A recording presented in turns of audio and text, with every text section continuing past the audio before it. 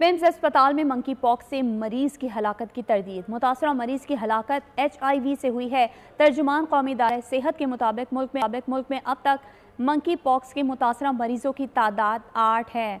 मजीद तफसीलात जानेंगे महपारा जमान से। जी महपारा, बताइए।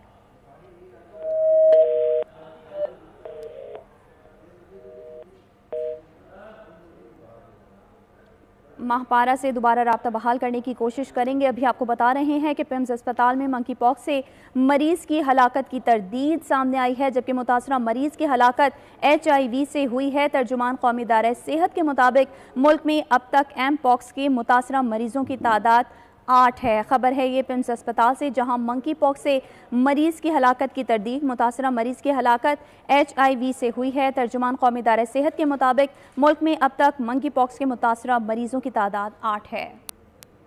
औरंगी टाउन में ताजिर के घर पुलिस डकैती का मुकदमा। DSP उमैर